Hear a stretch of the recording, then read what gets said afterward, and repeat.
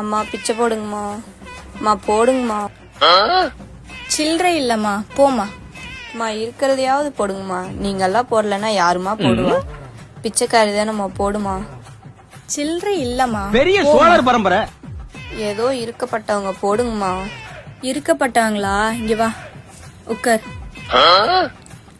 மாசம் எவ்வளவு வரும்? 30,000 40,000 வருமா. நல்ல சீசன்னா இன்னும் சேர்ந்து வரும். ரூம் வாடகை இருக்கா? ரூம் எல்லாம் இல்லம்மா, ரோடு ஓரத்துலயே அப்படியே படுத்துப்போம். போனு வேற ஏதாவது கையில இருக்கா? ஆஹா இல்லைங்கம்மா. சாப்பாடு கடையில வாங்கி சாப்பிடுவியா? இல்லம்மா, பசிக்கும் போது ஏதாவது 4 வீட்டுக்கிட்ட போனா அவங்களே சாப்பாடு போட்டுருவாங்க.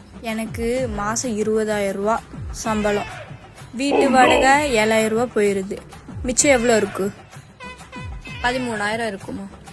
அதுல சாப்பாட்டு செலவு ஒரு 5,000 போயிருது. மீதி எவ்வளவு இருக்கும்? 8,000 இருக்கும். வண்டி டியூ ஒரு 4,000 போயிருது மாசம். மீதி 4,000 இருக்குமா.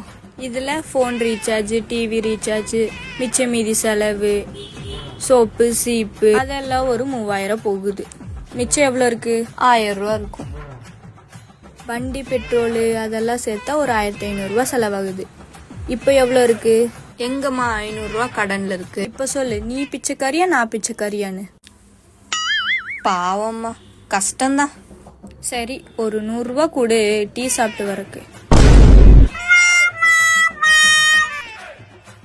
போய் ஒரு பிச்சைக்காரன்ட்ட வசூல் பண்ணி தின்னிருக்கியே, உனக்கு வெக்கமா இல்ல? நம்மளே பிச்சை எடுக்கணும், நம்ம கிட்ட பிச்சை எடுக்கிறாளே.